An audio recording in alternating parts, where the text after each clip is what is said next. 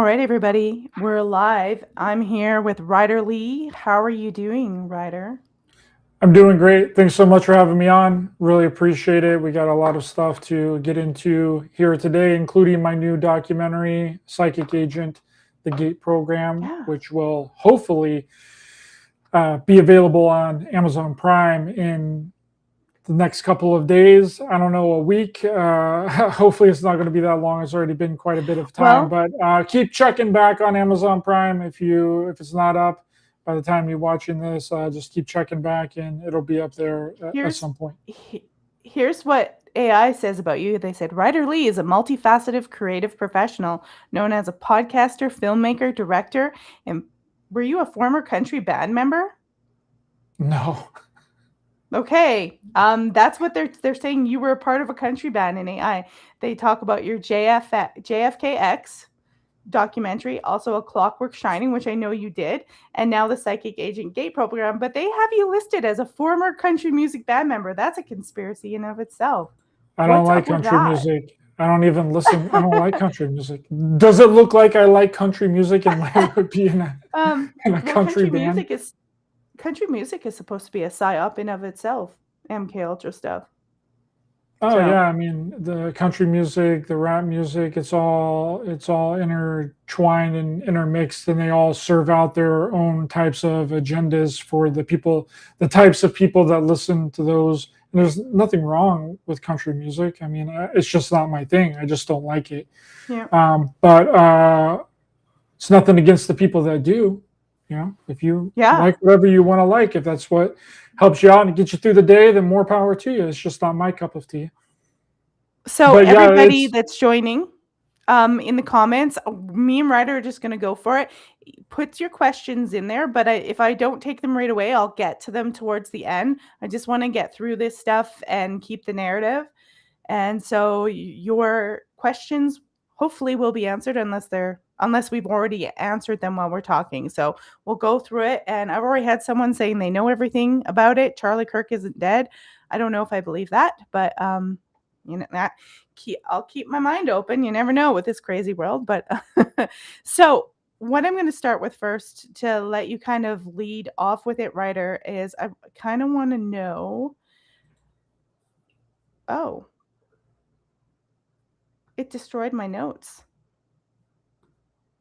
I had notes in the that's system and destroyed it. Okay, I'll ask you what led you into looking because we're going to talk about the Gateway Project. Let's actually before I ask you the questions, let's go in and I want to show people. At least we can't show the clips. We can show the actual trailer for your new documentary and check that out. And then we'll talk about what actually led you to looking at the Gateway program and starting on this documentary. Many people claim, and many others question, the existence of ESP. CIA Director Stansfield Turner had disclosed the CIA chief said that the agency found a man who could see what was going on anywhere in the world through his psychic powers. An individual can sit down and describe the scene 10,000 miles away. What does that really mean? We provided information to the military, the CIA, the DIA, and other three-letter organizations. Three letters that we've never heard of. We had a success. We found that airplane. Surely, that's not going to end there.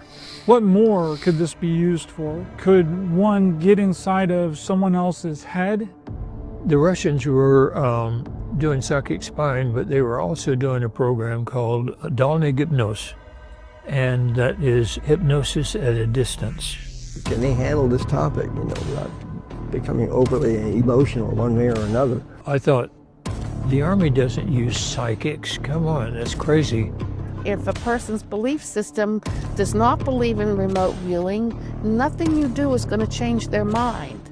At that time, it was politically profitable to somebody to not find him. People with precognitive abilities have been around for centuries. I have a lot of information in my head that is going to die with me, yeah. And happily say I'm the one that created the word Stargate. There were several reasons why the program closed down. And what about today? Are there any operational groups right now ongoing somewhere within the government? Is it possible that after Stargate was shut down, a new program opened, way more sophisticated and invasive? Such a program were to exist, I think it would be so compartmentalized and so buried so deep. But nobody really ever talks about that unit. And I won't either. You can get to a person at the subconscious level and persuade them to do things. I had one of the highest security clearances in the government. From what I was told, there are only 17 people who ever had that high security clearance. Is it possible to psychically assassinate someone? I won't really go into that. There's some things you don't want to know.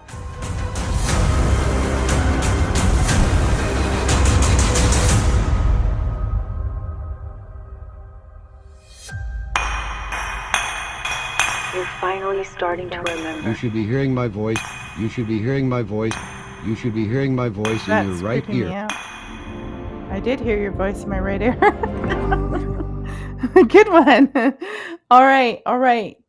So, why the GATE program? What propelled you to say this is my next project? Well, I started looking heavily into the remote viewing Stargate program, and I had brought several of the individuals that are in this documentary on my show. And I felt like that there really hadn't been a cohesive layout of how the Stargate project was developed and all the name changes that it went through, because it's very confusing and convoluted history. And it seems like not a lot of people, even the people that were literally in the program, has an accurate history of the program itself and how it came to be and where the research first started. And I found that to be kind of odd. There's always like these weird discrepancies within. It's like all the people that were in the program no longer like really get along with each other. There's only a handful of people, like the 3 actual remote viewers that are in the movie. You just saw Lem Buchanan there, and Angela Ford, and Del Graff was the director and the operations manager of the Stargate Psychic Spy DIA Army Intelligence Program. He wasn't a remote viewer, but he was basically in charge of all of the remote viewers. And he's the one that coined the term Stargate. He's the one that created that name, Stargate, for the remote viewing unit. It went through several name changes.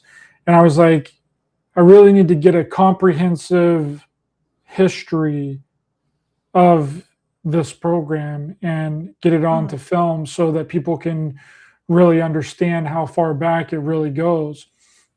And then as I completed that, I was like, I really started looking into the GATE program stuff. And a lot of people have claimed to have been through the GATE program, millions of kids since the 60s. And if you watch the documentary, you'll find out that it may have been started even before the 60s, and it might have been a operation by the literal military. So basically, when the education became, kind of funded by the government, because the official excuse for it was that we were lacking in, scientists and astronauts and engineers, and we needed to keep up with Russia. Russia was literally the excuse for doing anything after World War II, which still kind of persists. Communists, right? Exactly, and it's still kind of a thing until like this very day. We still are going through that. We got to do this before Russia. It's kind of shifted from Russia more to China now. China. Yeah, but it was Russia for a really long time, and we still do consider Russia our enemy. And it turns out that Russia, on paper, got a lot of World War II Nazi scientists and engineers, more than the United States did.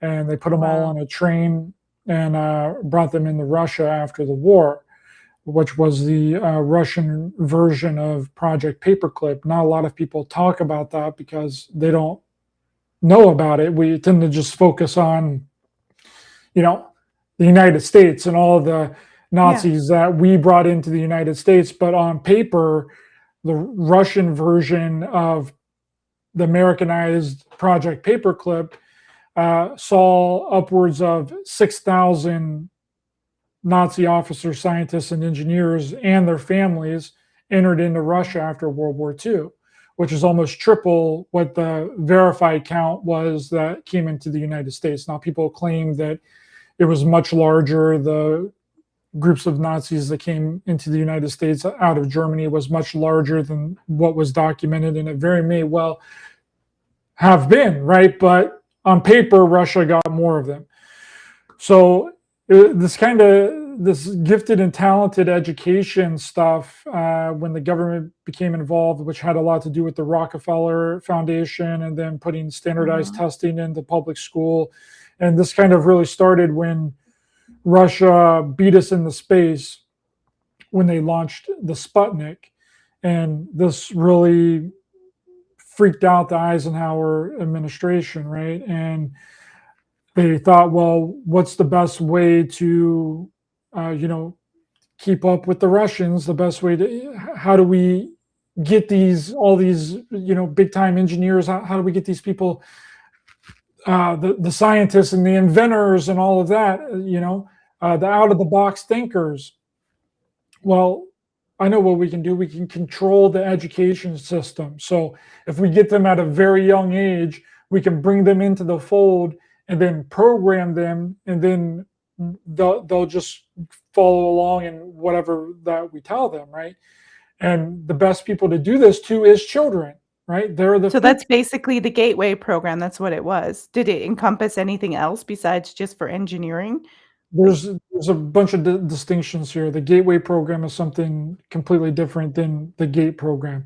The GATE program is gifted and talented education. That was for the public schools.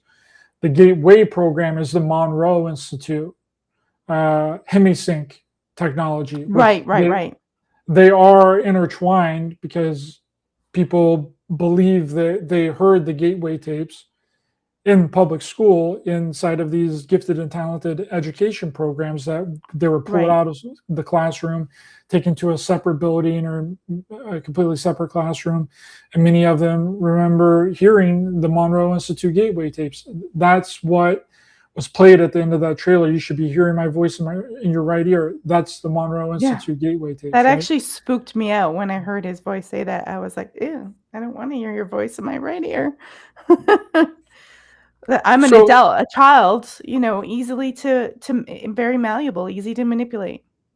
Exactly, right? And, that's the children are the future, and if anyone really kind of steps out of line or steps outside of the box, it's harder for them to do that because they're already being controlled. This is a big reason why not a lot of things tend to really get better in our reality. We don't really have too many things that has really revolutionized our way of life in the last 50 years, right? We've had inventions, you know what I mean? We've had like the cell phone and the computers and electronic stuff, but nothing to really revolutionize the way that we live on a daily basis. No. And that's it's just for a gotten reason. more corrupt and worse and more pyramid-y, where the pyramids, there's more on the bottom than there is on the top. It's just more oligarchy, craziness, and war. And the reason for that is anybody that can make a difference in our reality, in our world, is already working for the government. Right. That was the goal, was to scoop up all of those people, put them into the military, put them into the three-letter organizations, put them into companies and CEOs of companies, writers for the New York Post, writers for movie actors. They've been essentially bred for their role in society. And the sad part is hardly none of them know it. The only people that have any kind of inkling that anything like this happened is the ones that did not accept the program in public school. They didn't go along with the agenda, and their life normally does not turn out very well. Do you They're think there's children that they find hard to program? Because I remember them testing me, and I was a brat in school. I remember them testing me a lot. And I was really mouthy, though. Yeah, well, those people end up having. They say that they have problems with them. They have ADHD. They diagnose them with all these disorders and autoimmune disorders. They call them crazy. They'll lock them up in an insane asylum. That's what happened with Charlie Kirk. They wanted to literally lock Charlie Kirk up in an insane asylum when he was a kid. Yeah. And his mom refused it, That's and what then they do. they put him into the gate program. So it's like, and then other people are like drug addicts or alcoholics. They have all of these issues when they don't accept the programming, that they don't accept where they're trying to push their life and where they're trying to push what they're supposed to be doing career wise and working for them. They essentially just try and completely destroy the individual's life. And that can be, there's a lot of testimony of that, like with people online, the people that actually remember this type of, stuff happening to them are not very well off people. And that doesn't mean that they should be like that. It's just the kind of the fact of the matter. And you can get up out of that, but it's just very difficult. And I'm talking about the people that, were being forced to take a strange substance, the pink drink, playing with blocks, playing with strings, people describe as like 3D glasses, which is a very real thing. It's actually called the Hansfeld experiment. It's to essentially induce hallucinations and activate your psychic abilities. And you can actually just do this yourself. You don't have to do anything special. You just cut a ping pong ball in half and tape them to your, you just tape them to your eyeballs, and then you take a bright red light and shine it on your face. And anyone that's done this for a long period of time has experienced something, right? It's a very real thing.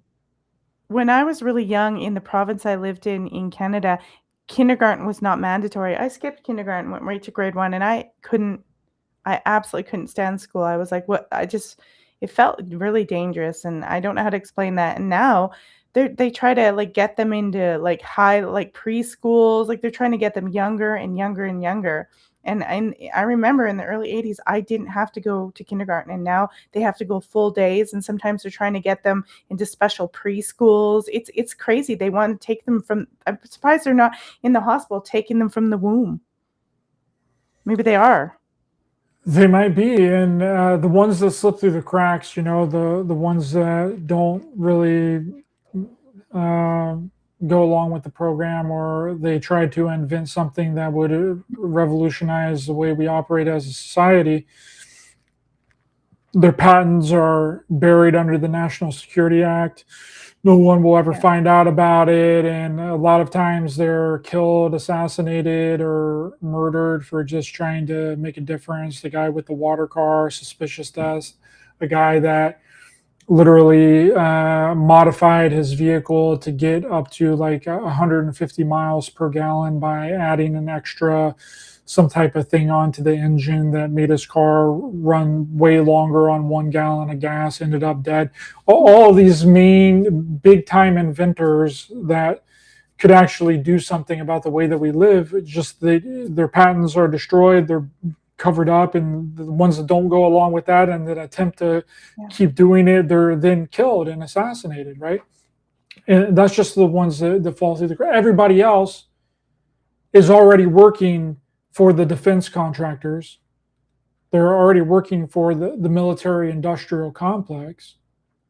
So they're under like a secrecy pact where they can't come out and say because it's not your product. You're creating something for somebody else, right? And that's how I feel is exactly what's going on, and why nothing seems to change is because we've just gotten all the people that can make a difference at a very young age, and they've been brought in. I mean, that's the best way to do it. So when the government got involved with the public education system, they just would go out and identify these people, sometimes based off of certain testing. There's literally a document that I show inside of the movie that tells you all the list of qualifications for a gifted and talented individual, and it just doesn't talk about being smart. It's also about being creative. It's about being outside of the box thinkers. It's about it's a whole list of things. It's not just academics that they were looking for. They were looking for entertainers, people that can entertain people, right? And this is all laid out in one of the gifted and talented education documents that I literally show in the movie, right? So other than just recruiting people, because that is a major part of it, there's also things that, like I mentioned with the pink drink, the playing with blocks and strings and the 3D glasses. And we also have a thing that's a lot of people remember inside of the GATE program as flashcards. And those are very real.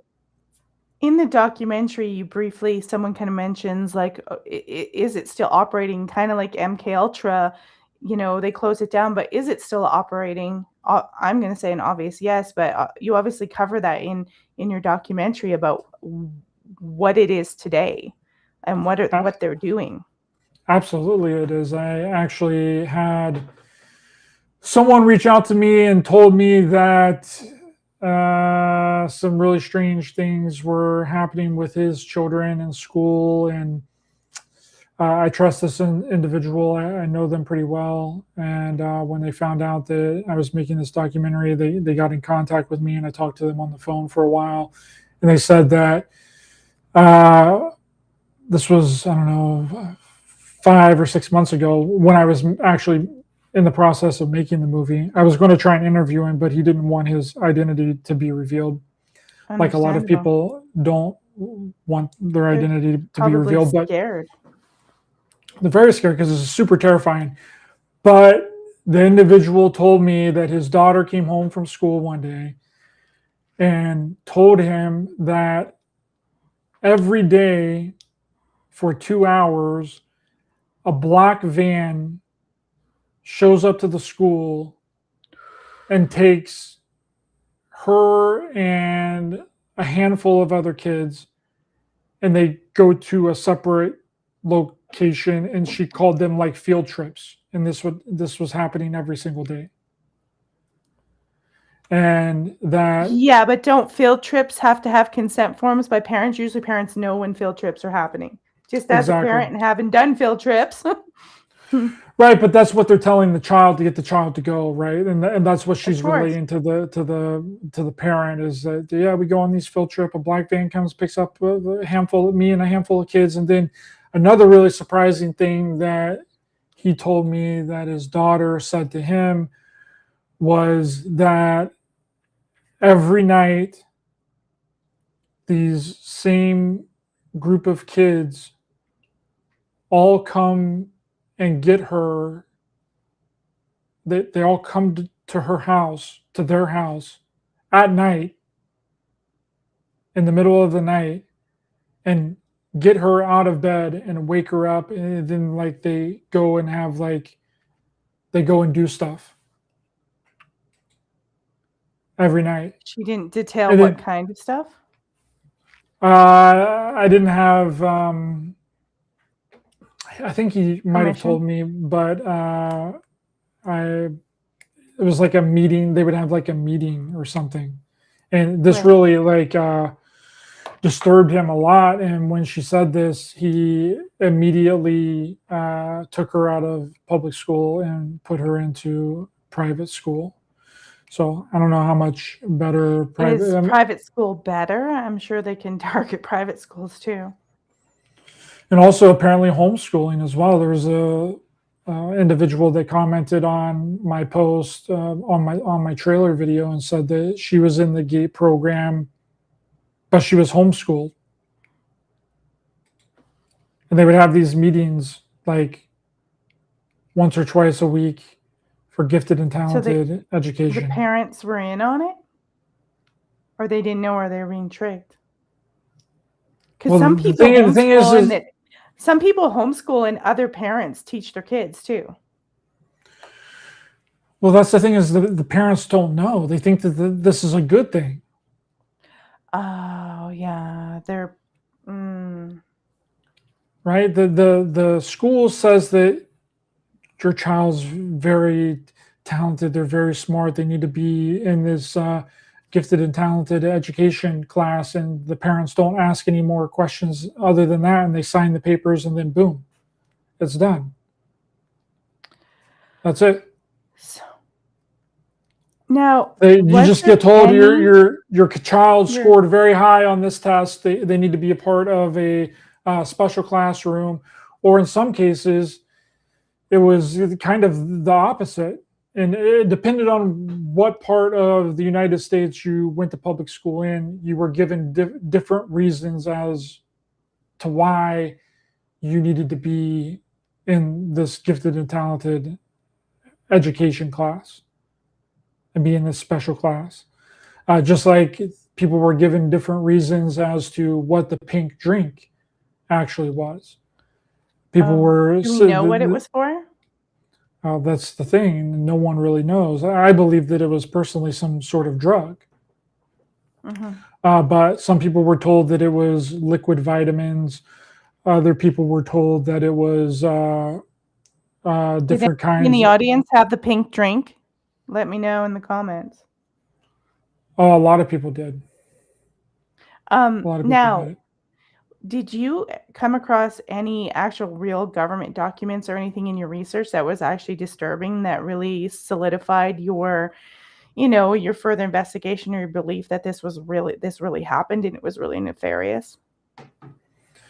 Yeah, we show a documentation that there was and did have gifted and talented. I mean, it's all over everywhere. I mean, all that you really got to do is look up gifted and talented education, and you'll see when the act was signed, and it went under different names.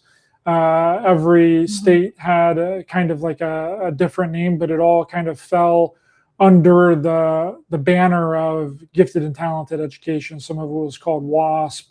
They had different abbreviations for different types of programs, again, depending on which state that you were in.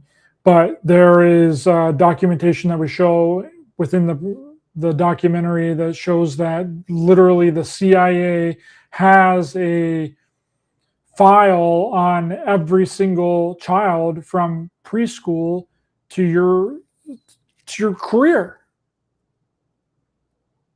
They got one on you, they got one on me, they got one on every single person listening. Wow. And it's stored in a database. 100%. It's kind of weird because it feels like their database and all their AI centers and stuff now, it feels like they're trying to be like an Akashic record, but not a very nice one. It feels like they're copying something they know about what mystics say, and they're trying to, but it's not because they care or want you to learn. It's for control. There's something very strange to this idea of everyone's in a database, everything's stored forever. We have you. I mean, it's 100% factual, and the parents were starting to catch on to this in the late 70s and early 80s because they weren't able to get access to their child's school records at all. Wow. They literally went to court over it, and then the CIA basically slipped some sort of memorandum into the bill that still allowed them to have access to everyone's school records. Any child that they need their school records of, they can have access to them. but now the parents can also have access to them. So they were trying to block the government and the CIA from getting access to their children's records, their school records, but they slipped in a memorandum that it still gave them access, but also allowed the parents access to it. And that happened in like the early 80s. It's in the documentary. It's really unbelievable that it's gone that far, but there's nothing that you can do about it. There's nothing I can do about it, nothing you can do about it. No parent can do anything about it. It's just what it is. And then the Patriot Act kind of came in and just solidified that and completely overruled anything that had previously, because now it's just about terrorism, right? And that's never gone away. That's been a thing since 9/11. It's been that they've been able to spy on the United States government has been able to spy on its own citizens legally under the banner of national security. And what is national security? Well, national security is whatever they say that it is. Right. They can just make it up. Yeah. It's weird how we let these governments, take such an official position that they can just, I'm not going to beat around the bush. I mean, all the national security stuff, we need national security from them because they're the one causing most of the trauma and reenactments and false flags. And then isn't the CIA, like, obviously they're involved, but were they not created by the banking system itself? Yeah, and also partially formed out of Germany as well. So was essentially the OSS in Germany, and then we didn't have a CIA. We didn't hardly have any branches of the military until after World War II, and the National Defense Authorization Act in 1947 is what then created all the branches of the military and all of the armed forces and all of the three-letter organizations. And let me tell you, there are three-letter organizations that nobody has any idea about. We don't even know they exist. You don't even know that they exist. I noticed you had the Missile Intelligence Agency, which if you Googled right now what the missile, actually I want you to do this because this is actually really important. I want you to pull up on the screen share, and type into Google Missile Intelligence Agency and see the description of what the Missile Intelligence Agency does.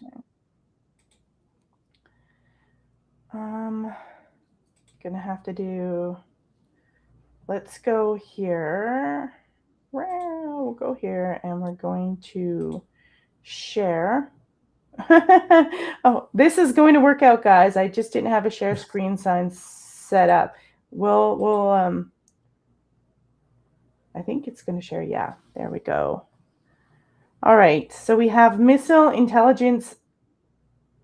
Space Intelligence Center. The Missile and Space Intelligence Center is a specialized component of the U.S. Defense Intelligence Agency, headquartered at the Richard C. Shelby Center for Missile Intelligence. It was formed in 1956. As a technical intelligence division within the U.S. Army Ballistic Missile Agent under Dr. Werner von Braun. Do you have more you'd like to say about it besides what it says here? No, I just want you to keep reading because it might say what it is and what it's not. You might have to put in what does the Missile Intelligence Agency do? All right, we'll do that. What does the Missile Intelligence? Other people have asked it, apparently. So what did it say? They're formerly known as Missile Intelligence Agency. It's a specialized component of the U.S. Defense Intelligence, the DIA. Its mission is to provide scientific and technical all-source intelligence to support U.S. military planning, operations, and weapon system development. It It works focuses on surface-to-air missiles, short-range ballistic missiles, anti-tank guided missiles, missile defense, directed energy weapons. They admit There it is. There it is. Right there. Ding, ding, ding, ding, ding, ding, Totally ding, ding, ding, admitted, ding, like, ding, ding, ding. directed energy weapons exist, and then they'll tell you when you say they killed him by directed energy, they'll tell you, oh, that doesn't exist. Oh, There you God. go. That's exactly what I was Oh, looking for. You just hit it. There you go. directed But energy weapons. that's one that's not trying to hide. You just got to know the name of it, and a lot of them aren't really trying to hide.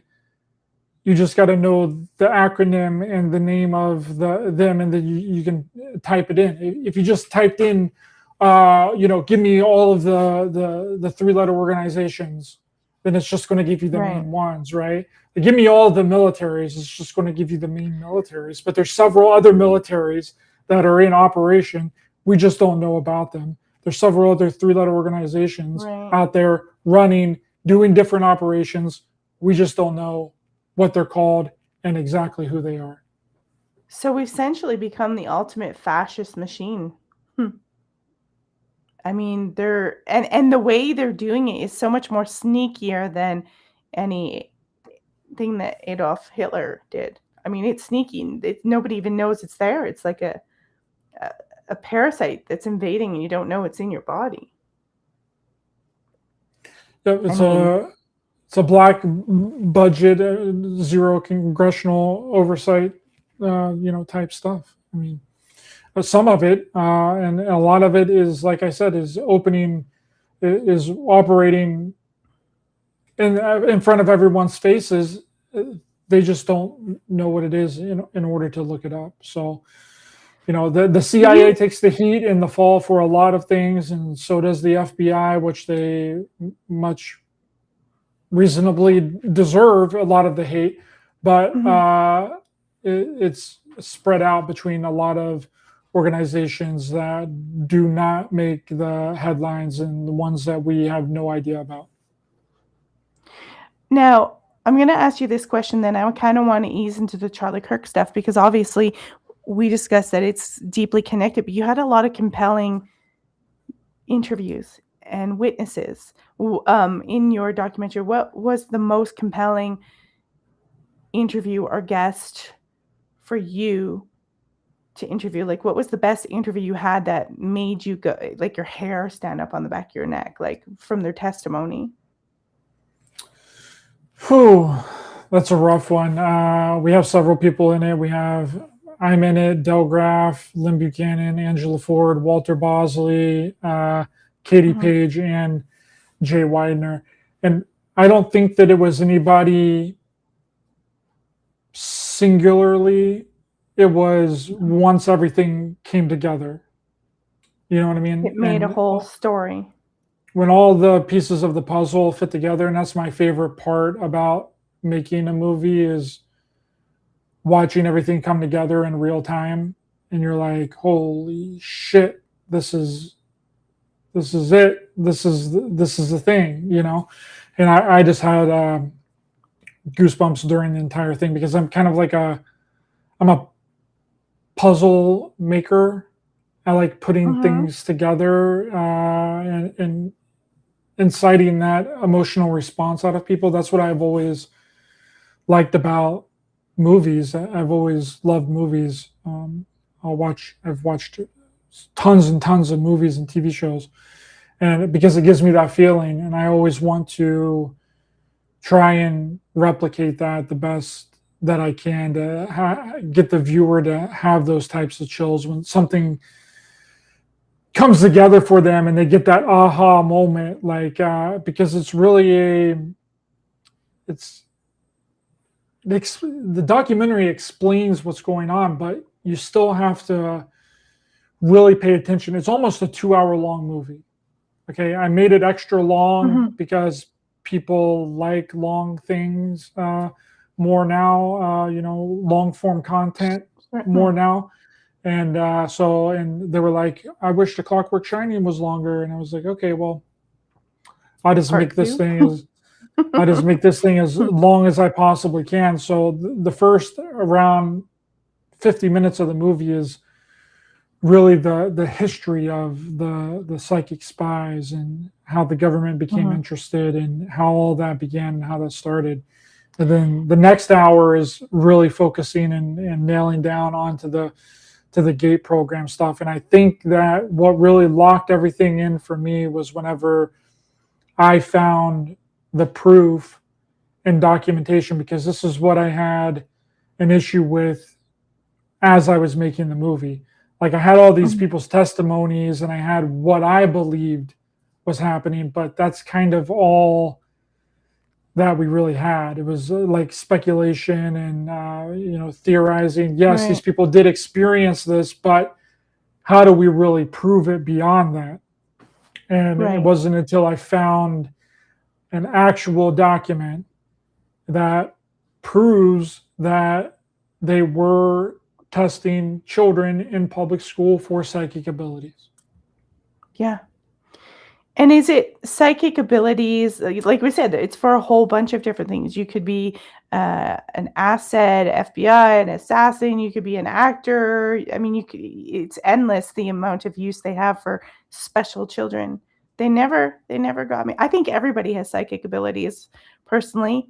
I mean, that's what I feel. That's why I think they're drugging a lot of us now, is they don't want everybody to tap into that and have the ability, the intuition to see things. That's why when kids don't fit into the system, I watched this channel with Cody Blue. He's the son of Twisted Sister. He has his own podcast, and he was talking about how they drugged him and they convinced his parents it was for the best thing, and how it just destroyed his life, and how he had to go do spiritual retreats and everything to help heal himself, and that he never needed the medication and all these diagnoses he felt were BS. And he talked about how how medication and all this stuff was syntheticized and just doled out under Nixon or something like that.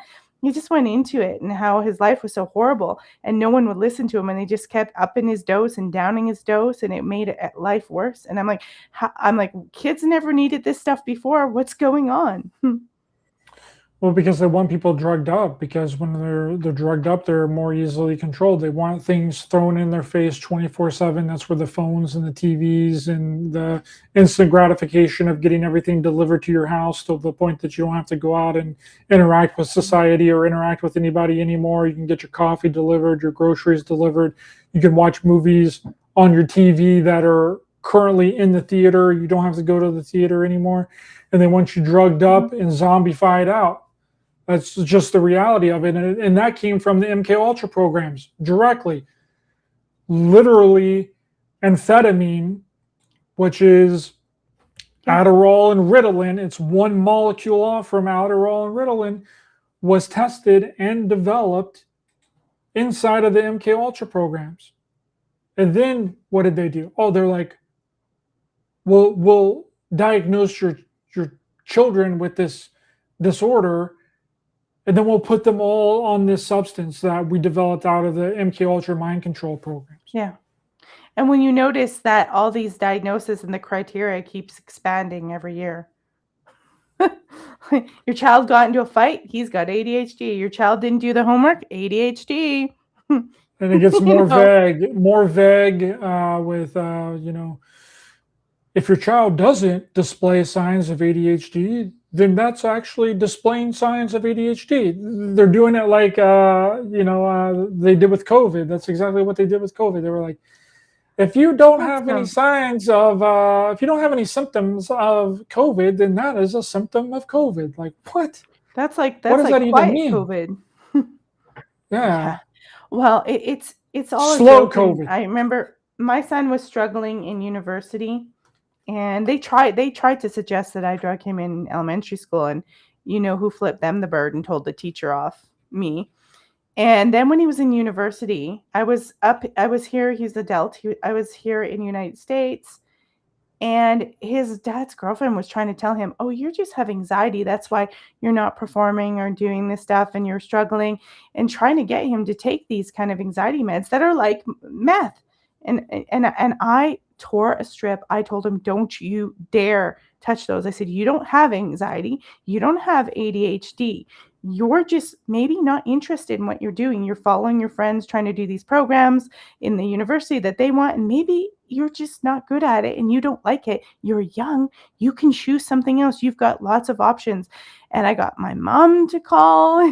My mom called him and said the same thing, and he didn't take them, thank goodness. But I was like, I've fought my butt all your life not to have these teachers get you on these meds, and I've stood up to them. You are not going to take it from this girlfriend. His dad left the girlfriend anyways now. So I was just like, this girlfriend is not going to convince you to get on meds that are like meth. That is absolutely not happening. And he fortunately listened to me. Yeah, and it It's messes with your brain system. I mean, that's the goal, is to get people on some form of medication. And I did a statistic. I looked up a statistic back, I don't know, 3 or 4 years ago now, basically when I first started doing my show. And I think it was a statistic from 2015 that said 49% of the population of the United States population, this was 2015, this is 10 years ago now, was on at least one pharmaceutical prescription drug. You know how I learned, and I was suspicious about this in the 80s as a young kid. Like I said, I was mouthy, I was pushy, double A's, always had to have my way. No, it was hard for people to tell me what to do. I watched my grandmother get into put her on these meds in the 80s, and I watched how it changed her personality. I watched what it did, and I said to everyone, I'm like, this is a scam. This is BS. Even when I was a teenager, I said, I will never be on these medications. I'm like, she has PTSD. There's a reason she's depressed. She was having nightmares, seeing crazy stuff. Like, it just got crazy. And I watched it even from 9 years old on. And I said, I will never, ever be on these things. This is bunk. This is bull. She has trauma, but this is making it worse. And that's how I knew from the 80s that this stuff was bad, just as a kid. And it's because no one in the school could control me or tell me what to do. And so I figured that's why everyone always sort of socially shunned me too. Because I was they called me a brat, but it's just, if I didn't want to do it, I wasn't going to do it. That's the way to be. That's the only way to be.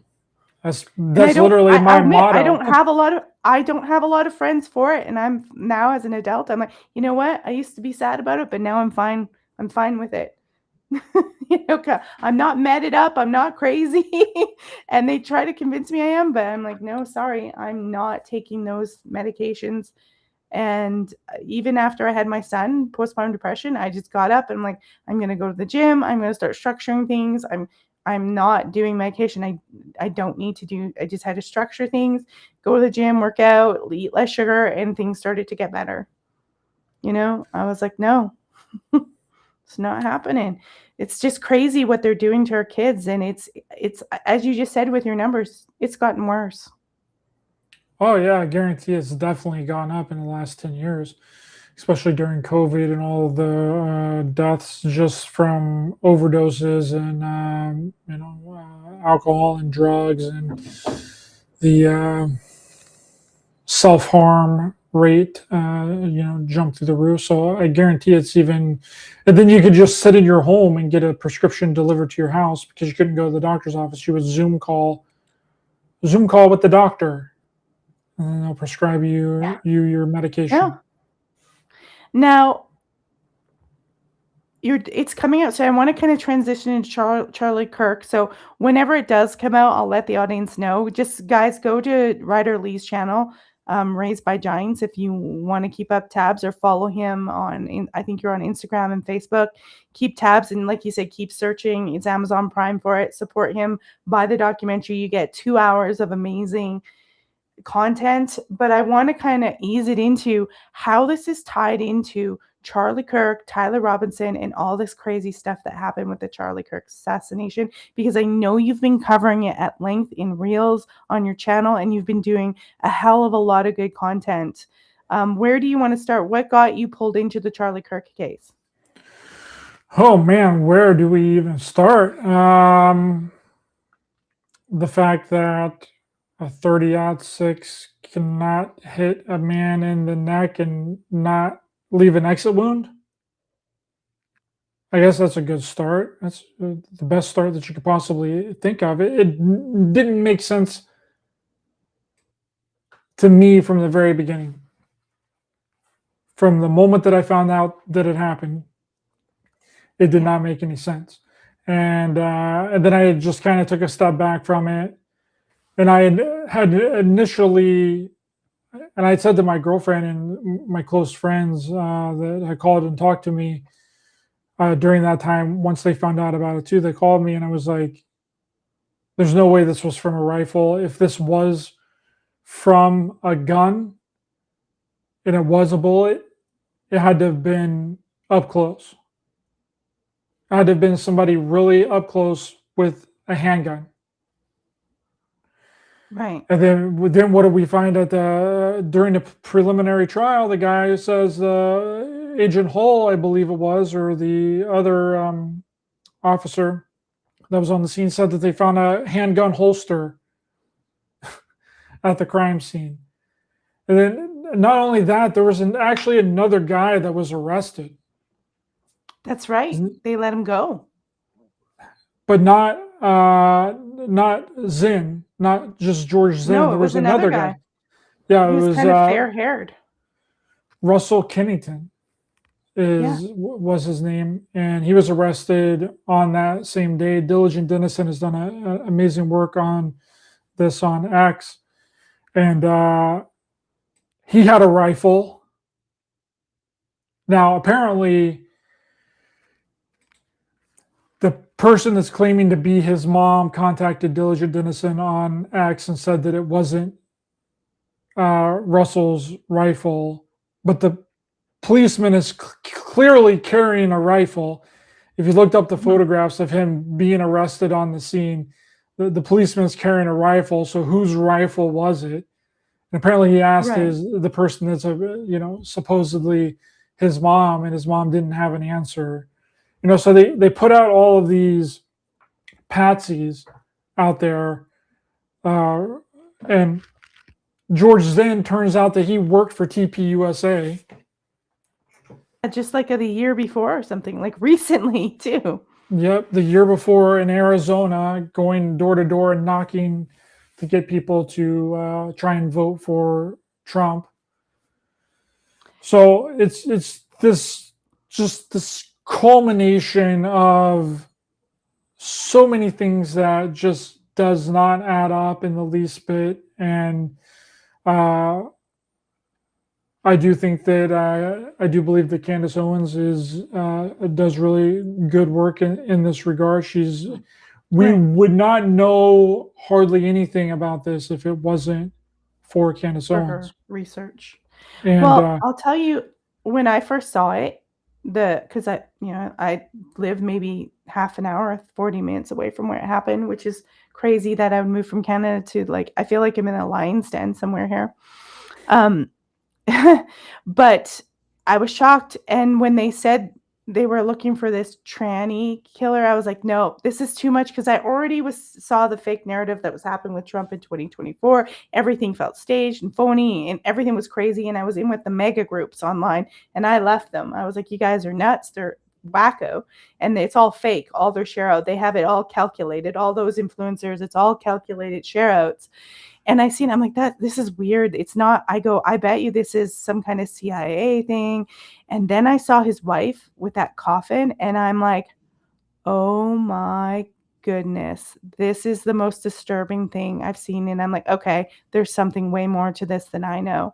And I remember me and my husband, I said to him, and I said, I bet you the Mormons have something to do with this. I'm not talking about regular Mormon people, because a lot of them are upset and confused. I'm talking high uppers. And I'd never even heard of Erica Kirk. And suddenly she's everywhere. And I'm going, there's something wrong here. There's something really wrong. And now they're having this, the memorial, the whole stadium's already booked and everything's, I'm like, this is like COVID when everything just rolls out like a script. I'm like, I'm telling you, this is crazy. And that's when I became right away convinced that this is another psyop from hell. Yeah, that's you pretty much nailed it there. And I actually came to that conclusion about the timeline of events as well, because I thought that it was really strange that he was already in the casket 2 days later. That's when that photo was posted of Erica Kirk next to Charlie Kirk's body, was 2 days later on the 12th, September 12th.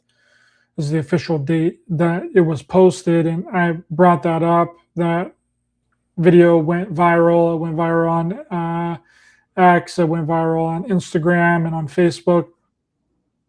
And I was like, it's kind of suspicious that this happened so quick, because I thought that something was wrong with it, but I didn't know the reason why something was wrong with it. And it wasn't making sense what people were saying. Like, yeah, okay, it should have been a private moment, whatever. It's kind of, it is what it is. And I wasn't really upset about that part. I was upset about something else that I didn't really understand at the time, that I couldn't put my finger on it until I went back and looked at the dates. And then the dates showed that he was in the casket, ready to be buried. He got out, they were putting him into a hearse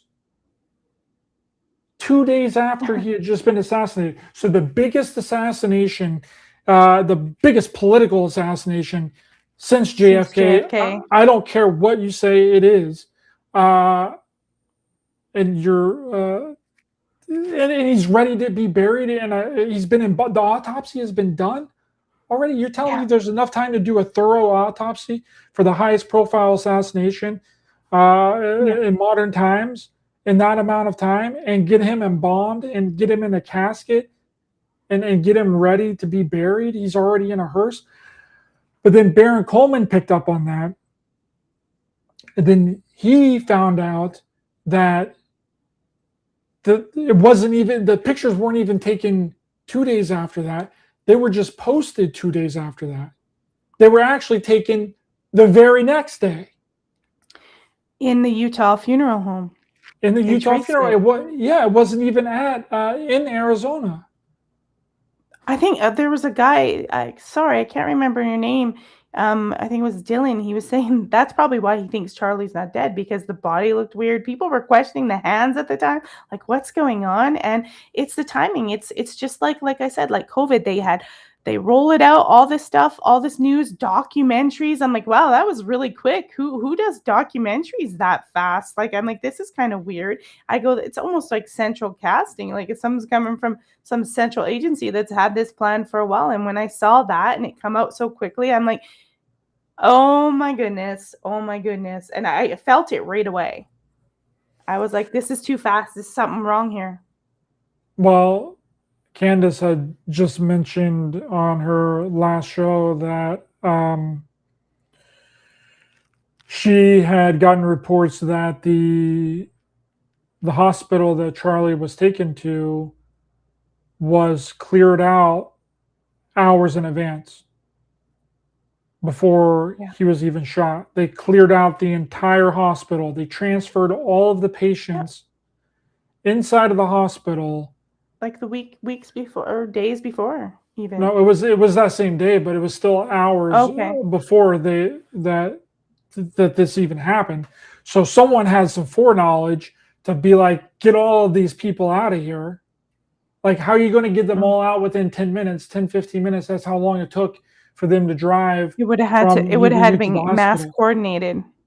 Mass coordinated. You'd had to have buses, big vans transporting all of these people out of the hospital to another hospital. It's really unbelievable.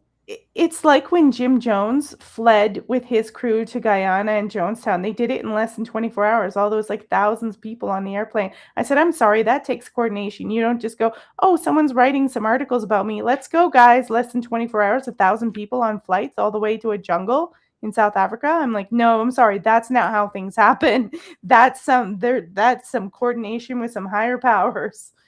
This is how they do it. And then everyone just believes the slop. That's right. The crime scene was covered up. They paved over the crime scene with pavers. His shirt is gone. His mic looks like it has been exploded at the bottom of the SUV. They clean the SUV. They do not put the SUV into evidence. They sell the SUV. Tyler's fingerprints are the most degraded on the rifle. We know this from the preliminary trial. All this stuff, and it just keeps adding up and adding up and adding up, and it's like, at this point, if you believe the official narrative, then I don't know what else to tell you. There's a lot of people who believe it. Either that, or there's a lot of bots, and the internet really is dead internet. But there is a lot of people who believe it, or a lot of people who are getting paid to spew out the propaganda. The bomb dogs didn't find the gun. The gun didn't appear until the FBI showed up. And all what of about these this footage and all the influencers lying about what footage was they had? Like, they had 4K footage. We could see Tyler Robinson. And that was the footage that was the exact same footage that was shown at the end of day 2 of the preliminary hearing. And then they just did this massive campaign, and they thought that it was going to work. I think that they thought that they were going to get over on everybody again, but they forgot the biggest flaw of it all is that a 30-06 bullet didn't leave an exit wound on a man's neck. That's the biggest flaw of all. All you got to do is go back to that simple fact, and you realize that that's not what happened. Well, and I don't think they intended for it just to happen that way. It went wrong, and it looked weird. Even when it first happened, I'm like, what the heck was that outside of his neck? And I think their other biggest flaw is Erica Kirk herself. She's unlikable. She's unbelievable. Her acting's really bad. You'd have to be a retarded, evangelical, brainwashed moron to believe her. Like, you'd have to be totally non-connected with your own intuition to be like, that's a good woman who loves her husband. And then the rest of the crew, there's just something about all of their behaviors and body language that says something's wrong. TPUSA was infiltrated. And I want to get to that point because we were talking about how does this tie into the GATE program? And so who really was Charlie Kirk? Did he even own TPUSA? What was going on with Charlie Kirk? Well, that's the thing. And Erica Kirk was involved in some form of specialized school as well, called the Tesseract School. Very little information. Can't hardly find out anything about the woman. Can't hardly find any photographs of her. It's like someone kind of attempted to erase her from history in a lot of different ways. It's really strange, really odd. She has 2 different birth certificates that has different dates on them. It almost seems like that she is some form of a honeypot or some form of an asset, allegedly. Allegedly. But that's just what it looks like. And she was kind of sent in to infiltrate into TPUSA because all of these people that surrounded themselves with Charlie started to come after she got into the picture. Then she started introducing these people to be involved with Charlie. And they all just happened to be super evangelical, or Mormons, Christian sloppers, get up there and just, say a bunch of words and somebody will cheer. I think that's what Erica thinks that she can do, is just get up there and say a bunch of words and everybody will be like, yeah. It's kind of like Kamala Harris and what she was doing. Yeah. And Joe Biden, they're trying to do that exact same tactic, and we can tell by now that it's fake. That the way that she acts is not genuine at all. And to be quite frank with you, I don't even know what their role is anymore. I don't know what TPUSA actually does anymore. They don't have anybody up there taking Charlie's spot. They don't have people going out to college campuses and debating college students. That was pretty much all of what TPUSA really was Charlie. No one took his place. No one has the skills to even come close to taking his place. When Erica gets up on stage, she has to read everything from a teleprompter. Yeah, of course she can't string a sentence together without reading it off of something. That's whenever she freezes up whenever she gets asked a hard question. I'm surprised they let anyone ask her a question. Just stop. Stop. That's all I got to say to you. Stop. Stop. I'm the widow. Well, here's the interesting thing. Yeah, more trauma, people saying, and Incognito says, making sure we all had to see it, like a sacrifice. Yeah, it's just really crazy. I think what they're doing, if you look at where they're focusing on this newer division of TPUSA faith. And the irony is I don't think most of them really are religious in there. And a lot of them, half of these people that were involved with Charlie and his organization weren't even Christians. They were Mormons. They weren't, I guess Mormons are a type of Christian. But I think this TPUSA faith is running like a Mooney's cult. I think that's how they're trying to run it. And we know that the U.S. government had a lot to do, or these agencies had a lot to do with the creation of the Mooney's cult over in Korea and Japan after the war. They had a lot to do with it. The guy who ran it was total gangster guy, and they put him in power and they funded him. There's a lot more to it than what I'm saying here. But I think it's kind of running like a Mooney's cult, and there's going to be some people who fall for it, but hopefully not. I mean, there's a lot of people in Utah that are leaving La Church, for lack of a better word. They're trying to expand outwards to other countries all over the place. It's just crazy. So I'm only assuming that they're trying to form like some giant Mooney's cult. Yeah,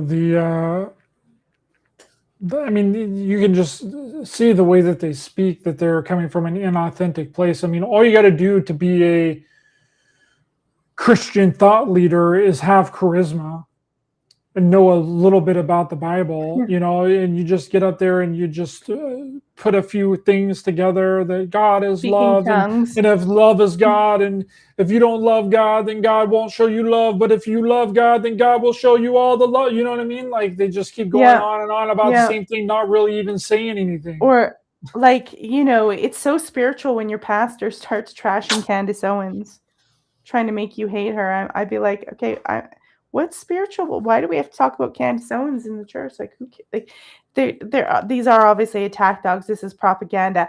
And sorry guys, I know churches used to be very different before World War II. They were probably more authentic, but the government has long since infiltrated all your churches and turned them into mega churches like corporations. They're all brainwashing tools. It probably doesn't matter which one they are anymore, because they're going to infiltrate all of them. So your high holy rollers and your Tammy Faye Bakers, sorry, they're probably all assets. 100%. 100% they are. Yeah, that's just the fact.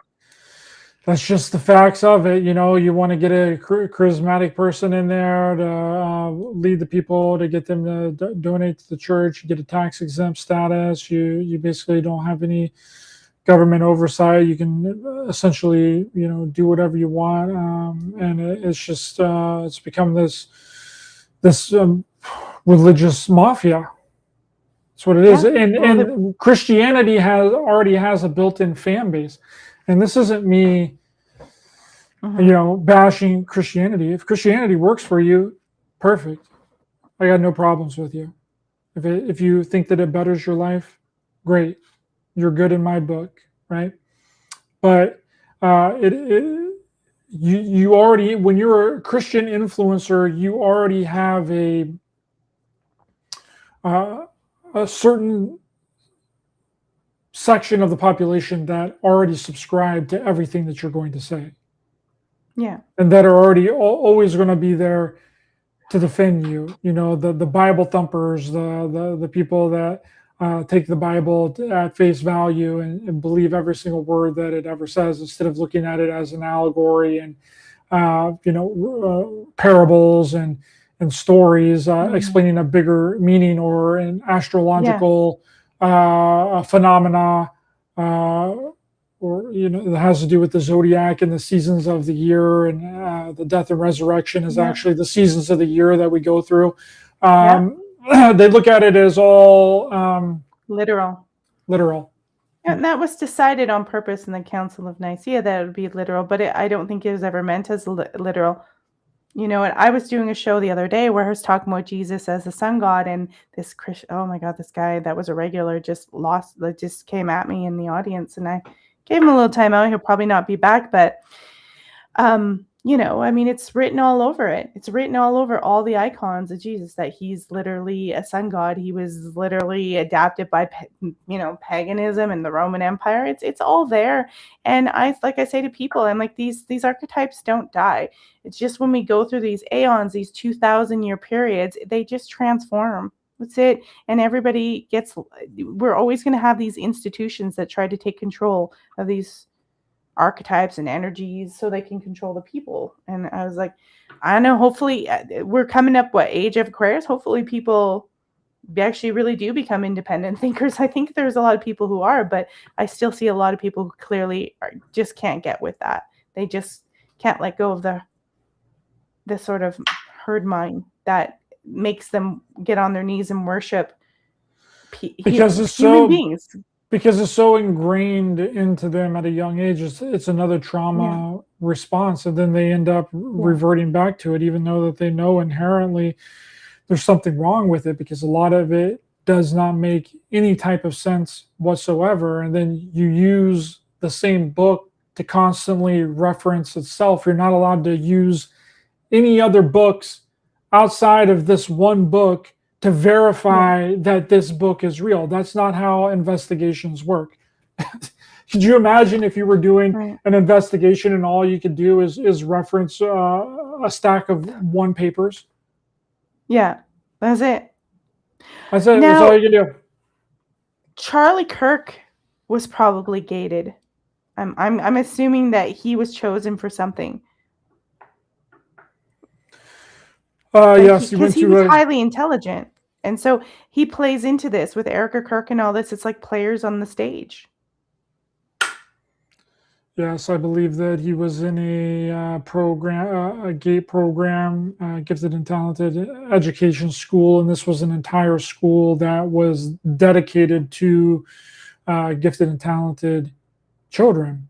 And once they're identified, they're then the real high level ones are then just put into an entire school, an entire separate school. It's not just specialized classes. It's an entire school dedicated to gifted and talented children, where all the people inside of the school have been handpicked as gifted and talented people, and then they're then spread out throughout society. It's kind of like Oprah. You get to be you get a job. Everybody gets a job. Well, you get to be the head of Apple. You get to Tesla. We'll give you this technology, and then you'll get this. There's all these front-facing people that are apparently running these companies and these organizations, but they're really not. They're just the front people for that organization. Bob Monroe, it appears Bob Monroe with the Gateway tapes, that same thing happened with him. He was given this hemisync technology by Andrija Puharich, which worked for the CIA, and then he became the front-facing public version of that technology. Just like how Facebook was given to Mark Zuckerberg, and Mark Zuckerberg is the front-facing person of the person that created Facebook, when it was really an intelligence-gathering asset, social media site. Back in the 90s, when Windows was first big in computers, I remember Bill Gates. Now, I'm not going to quote him, obviously I'm paraphrasing, but he said something along the lines, and it troubled me then. It troubles me even more now. He said something on the line like the threat that we have to look out for isn't it's young kids in their basements or their bedrooms that are really intelligent, that know how to create new technology on their own, kind of thing, or are really smart and can think and compete with us. He literally said it was something like that. I can't quote him, so look it up. But he was talking about how young people, genius kids, are a threat. And I'm looking back on that kind of commentary, and I'm thinking, wow, this is. I always tell my son, stay off those Discord servers. Don't talk to anybody. You never know. What if it's a Fed? You don't know who you're talking to. I'm like, they scrape these places and look for people. I was like, you got, and he thinks I'm nuts. I'm like, no, I'm serious. You just don't talk to anybody. I used to go and spy on his Discord servers. He didn't know. I used to go and check it all the time, make sure there wasn't someone saying something weird to him. Like, hey, like it saying like not just Discord, but Roblox and all that stuff. There's weird people scouting, going after young men and women. It's crazy. And Bill Gates, he knew it back then. Why do you know it? Probably because they've always been looking for these people, whether they're in schools or whatever, or online, anywhere. Yeah, and the way that you can really tell who actually created something and they're not the front person for it is if they died early or they died under suspicious circumstances or something happened to them. Steve Jobs, John McAfee, like a lot of these people that seem to actually, because you can't do what you're actually doing with a good conscience, right? You have to, you have to be under contract by the military. Yeah. Yeah, I think the John McAfee thing is really insane. So I think like where we're going with this, it sounds really nefarious about Charlie. Like Charlie didn't really start TPUSA. Do you think that's a possibility? That it's not really his company or never was? Well, there's a point that it becomes your donor's company. And that's what he was finding out toward the end, that he didn't really run any of this. That it was his donors. And if you don't toe the line of what the donors want you to do, then this is what happens. This served a lot of different purposes, but one of them was also like a warning shot, right? Like, this is what happens when you try and step out of line. This is what you get. I had said on a show around 4 years ago that, I forget which one it was. It might have been with David Dubine or somebody. But I had said that it seemed like that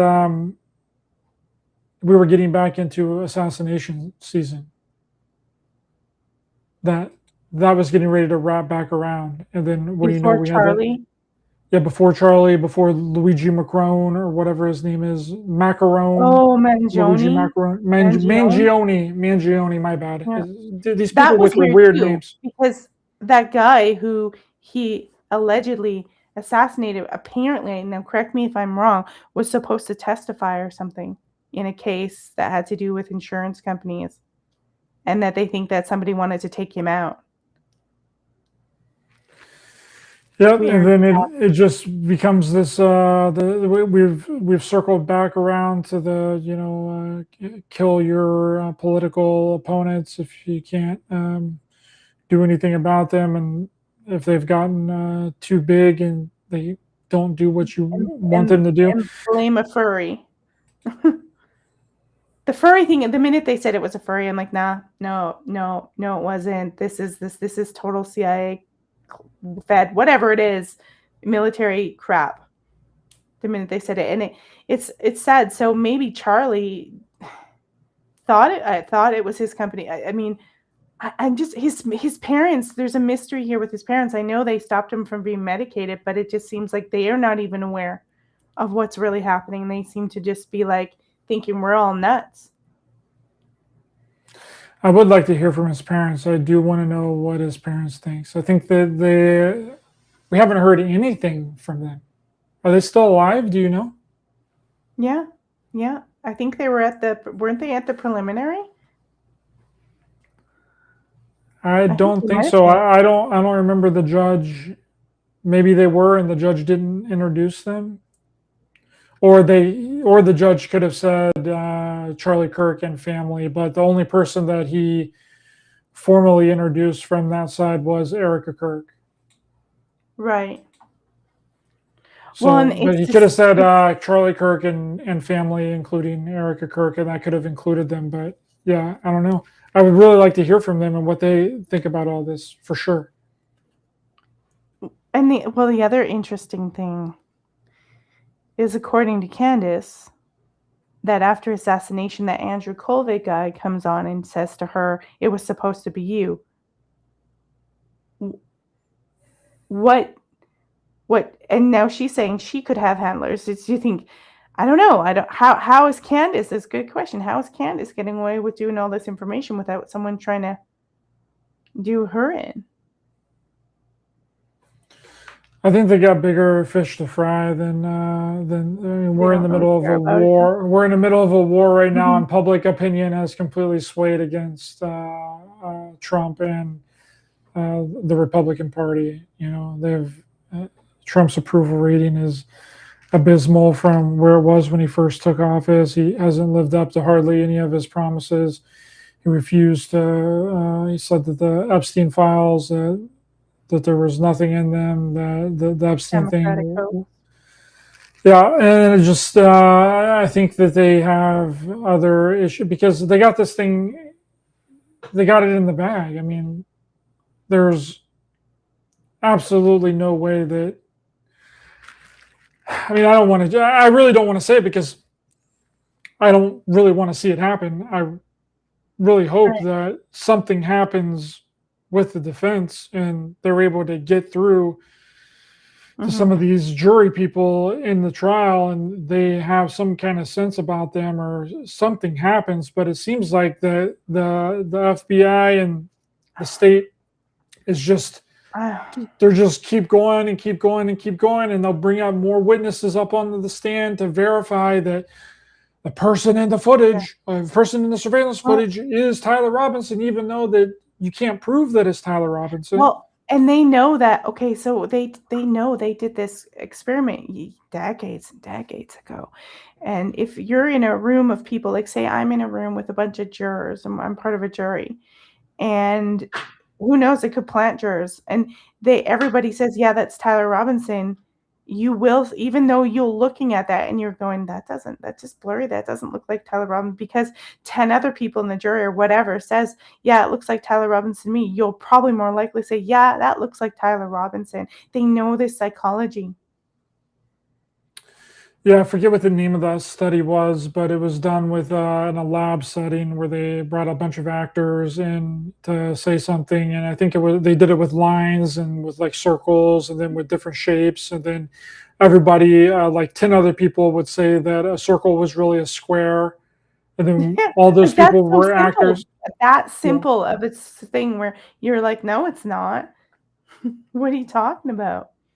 But you can tell when it gets to the last guy that's not an actor that's really there, and he's seeing that the circle is really a circle and not a square. You can kind of tell that he knows that it's not a square Yeah, and that it's really a circle, but he still says it yeah. regardless. And that's the difference between people like that would do that and the people that won't. And a lot of people like to say that they would that they wouldn't go along with the herd Probably would. mentality and with everybody, but 99% of the time they Yeah. will. Yeah, it's disturbing that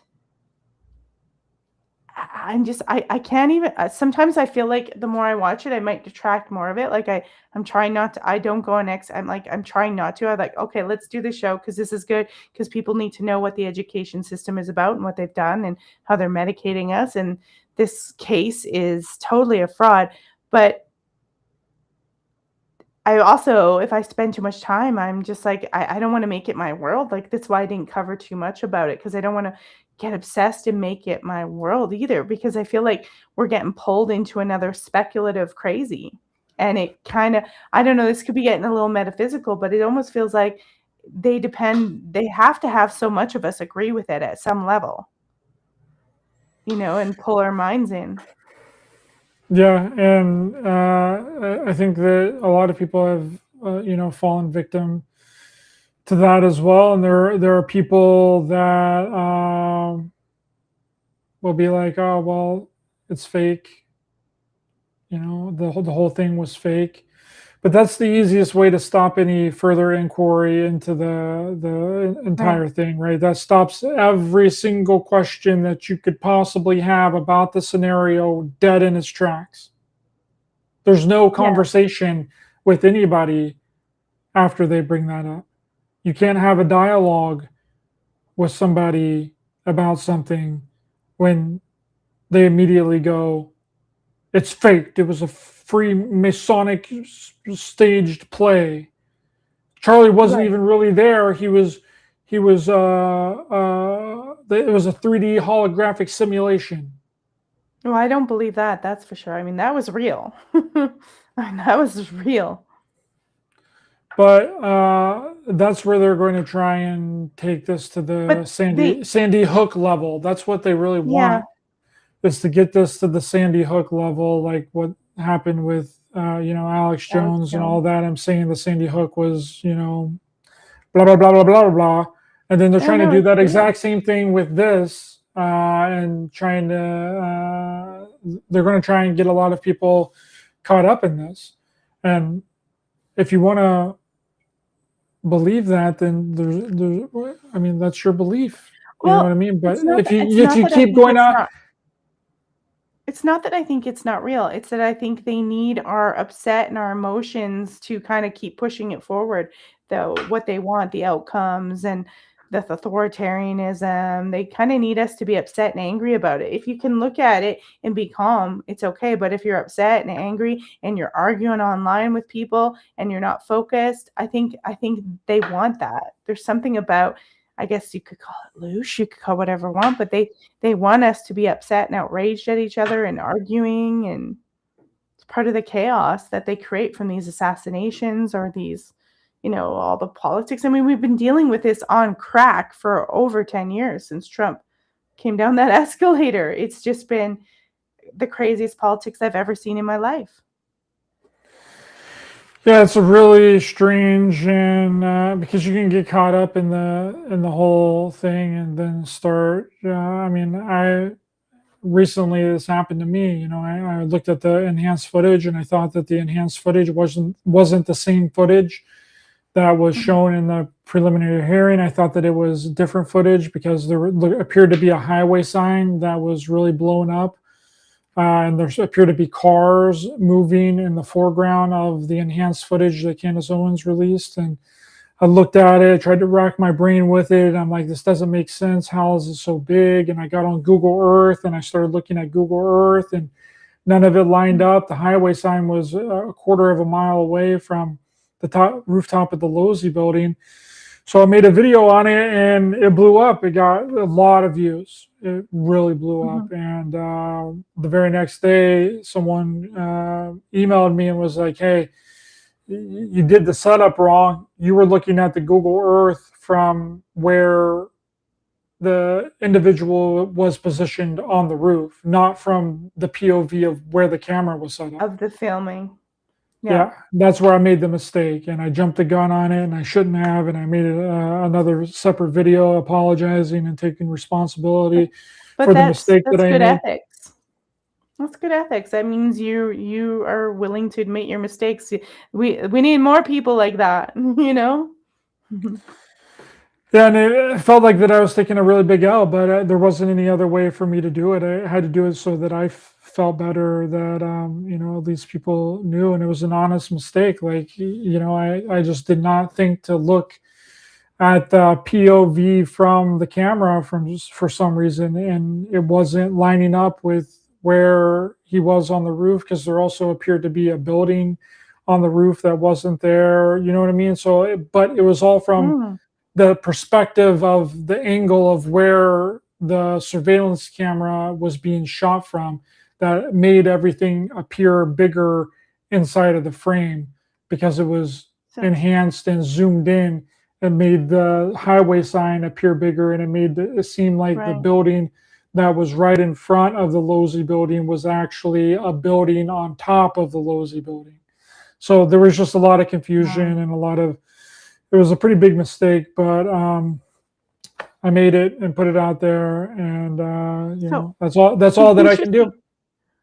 I've got an interesting comment. I'll take some comments and then we'll kind of tie up all the stuff with the Charlie Kirk and the gate and where you can get it. But member Tara says, Candace's Owen's dad was involved in SH. I actually had heard that before. Have you ever heard that? That's bizarre. I've heard a little bit about that, but I'm not. I have to look into it more. I really don't know too much about it. It says, what does it say quickly? I mean, there is no credible evidence connecting Candace Owen's father to Sandy shooting. He wasn't connected to the shooting. That's not.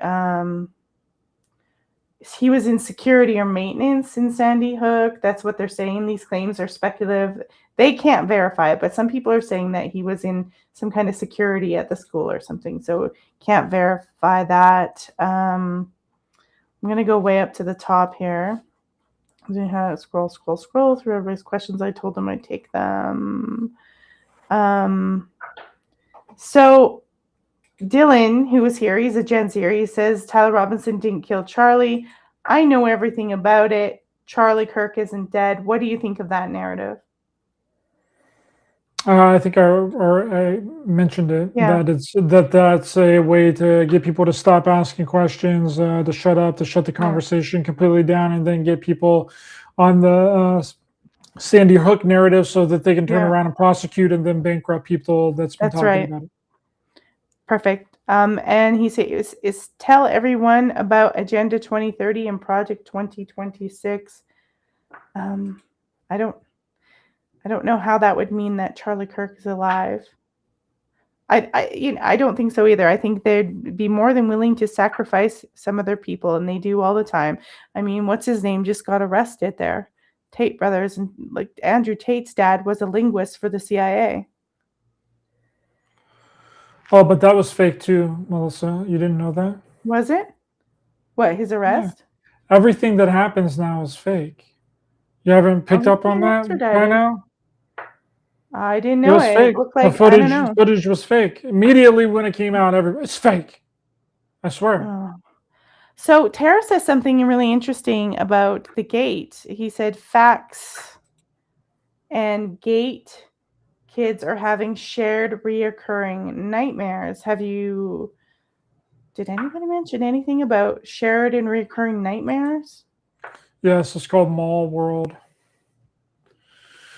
It's where apparently I was going to do a show on that. Go ahead. Yeah. You can take this and take it. Yeah, it's just this idea that people that were involved in this. But I've also heard that it's not that it doesn't even have to be that you were put through the gate program. It can just be dreams of people that you've had dreams of for multiple years. Like some people have really weird, vivid, reoccurring dreams that is almost indistinguishable from reality, that seem very real, and they have like a whole other family and a whole other group of friends in the dream world and in the astral world. So this is something like what Mall World is, from my understanding of it, and people have mapped it out and they know everything inside of Mall World, and they go there all the time, and some of it's like a nightmarish type of reality, and sometimes it's more uplifting and fun, and they're with their friends and stuff. But yeah, it's very interesting. So my husband commented, what you're saying makes sense. I believe I was in gate and then basically fast-tracked into naval intelligence. There you go. Yeah. Several people. Walter Bosley was in gate. He was military, Air Force, AFOSI, Special Investigations. Trey Hudson was in GATE. He was also worked for the DoD. So it's like a lot of these people that were involved in GATE got pushed into the military, 100%. Tara says again, I'm wondering if Ryder Lee has an opinion on whether or not they were looking for kids they could program in addition to kids they could not program. Did they have any use for kids they couldn't program? I don't know, torture them? They didn't have any use for me. That's what you think. It's true. Like, that's what you think, Melissa. I don't know that they could have showed up and paid for my college. Yeah, I think that everyone kind of serves their role, whether you know it or not. If you were involved in these types of programs, and you could maybe not remember anything, but you're still serving a purpose in some fashion, and you might not even know it. You can think about it as like just creating a bunch of sleeper agents. Right. We got away with a lot when I was in school compared to what you ever get away with today, I'm telling you. It was crazy in the 80s and 90s. Like, there was none of this stuff, tracking and phones. Oppositional defiance disorder. Yeah, that's probably what they thought I have. The Prozac Nation. I was never on anything, though. I think as I got older, I just sort of like stopped, and I just kind of went into myself and just said, you know what? Yeah, I'm not going to participate in this. This is all crazy. Someone said, oh, the idea of the gifted and talented kids are now targeted individuals. You know, people who are targeted by corporations. Yeah.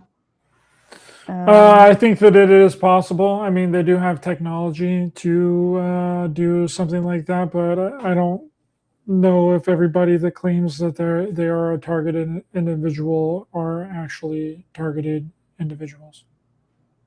Right. I remember the guy who was exposing the stuff. Was it on the tobacco industry and the stuff that he went through? Like, they try to like torture his family and everything. It's why I'm always like, okay, why would Candace be? Why was she supposed to be the one? And why would Andrew Colvin be that stupid to say that to her? It's kind of revealing something, or is it some kind of thing they want planted in her head? Because they're saying, oh, she's narcissistic. Some kind of psychological manipulation. But I think the way that she's able to do it is that she doesn't have people that don't support her backing her. Like, all of her sponsors and all the people that support her really support her in everything that she says. That's how she's able to do it.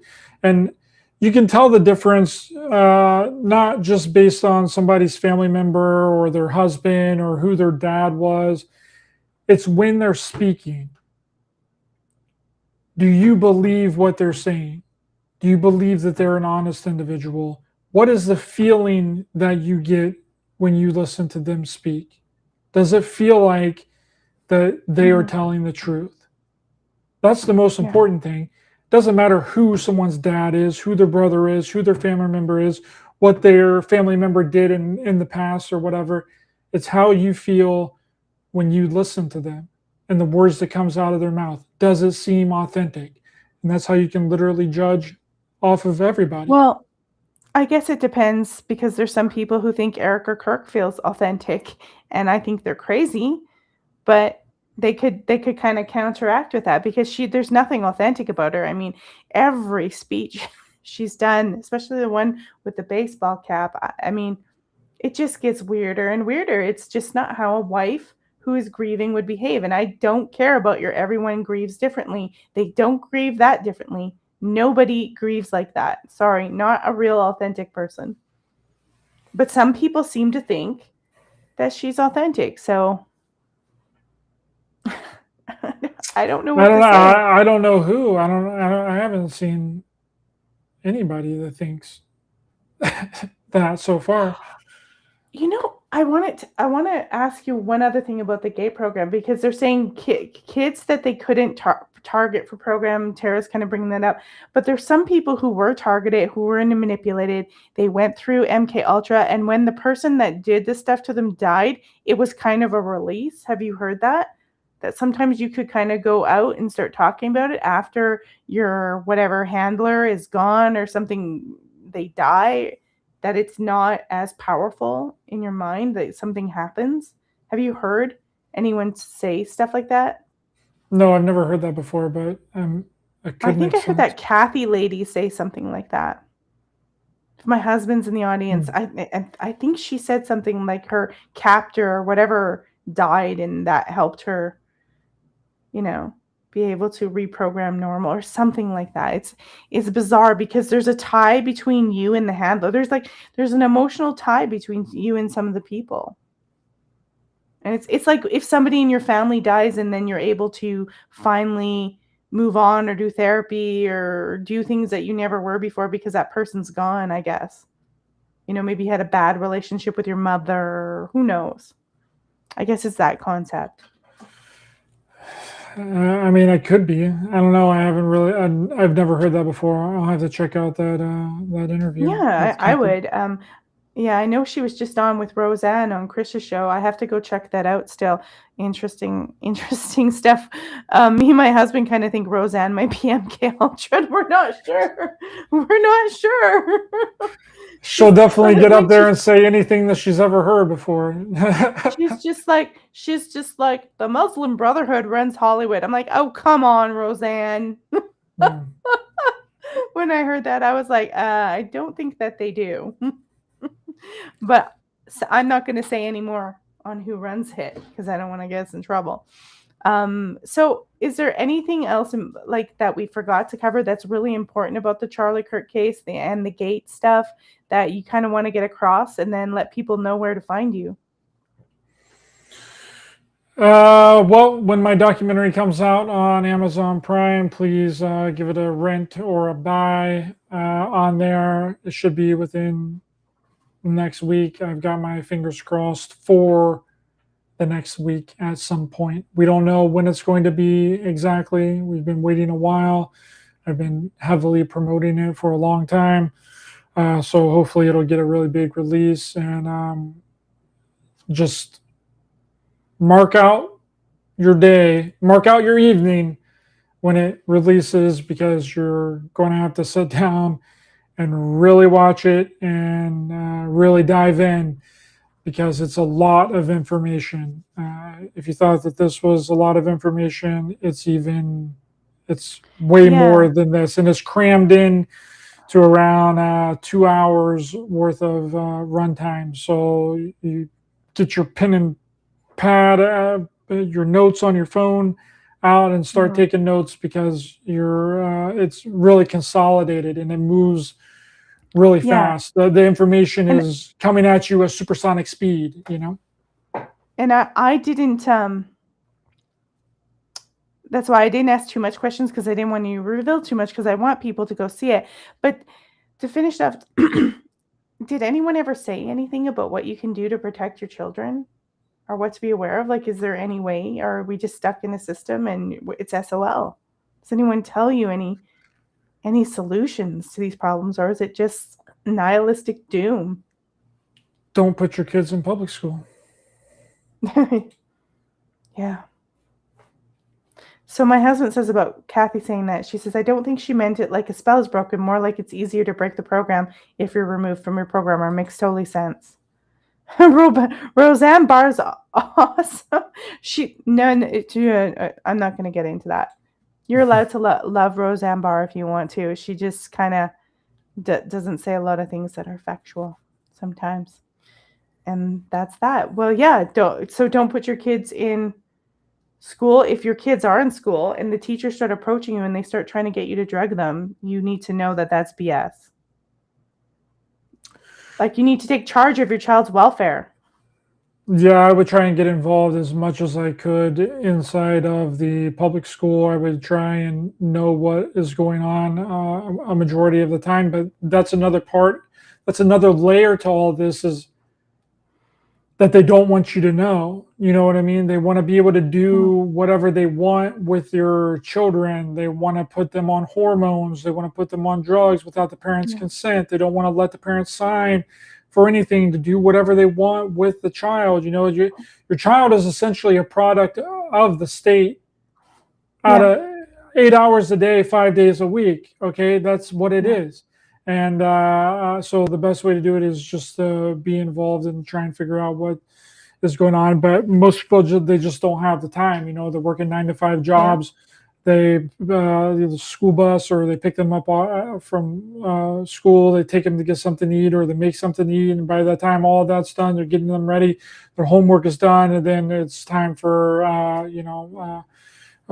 doing whatever, taking a shower, and then getting ready for bed, and then it's the next day, and you do the same thing over with it. So then, by the time it comes to the weekend, you don't really want to. You want to have fun, and that's not the time for serious conversations or serious talks then either. So it's just it creates this revolving door of not really understanding everything that's going on. But if you want to 100% be sure that you're going to protect your child from anything that may happen to them like this, you just don't put them in public school. But I realize that that's a really big ask because a lot of people, they can't afford. They don't have the resources. They don't, and I understand that.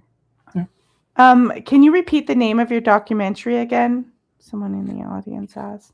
It is called Psychic Agent, the GATE program, and I have DVDs available. If you would like to purchase a DVD of the movie, you can reach out to me at raisedbygiants@outlook.com, and I'll send you a copy of the movie on DVD if you're interested, but it will be available on physical media is coming back, guys. We've got to get back on the physical media train. It's always good to have a physical copy of everything, right? If they digitize everything, they can just wipe it and then you'll no longer have access to it, and you've just paid that money for it. So definitely do purchase it whenever it comes out on streaming, which it'll be on Amazon Prime. But if you would like to see it early, email me and say that you saw me on and that you would like to purchase a copy of Psychic Agent, the GATE program DVD. All right. Well, I think that's a good show. I know you're tired. I'm tired too. I want to get on because we work our butts off all the time and we have lives. So I really thank you for coming on the show, Ryder, and you're always welcome back. And guys, go follow Ryder's YouTube channel and go look at all his reels and his videos on this stuff. Very fascinating coverage. And get that DVD physically, or you'll have to wait for Prime. Thank you so much, Ryder. I'm just going to end the stream here. Cheers.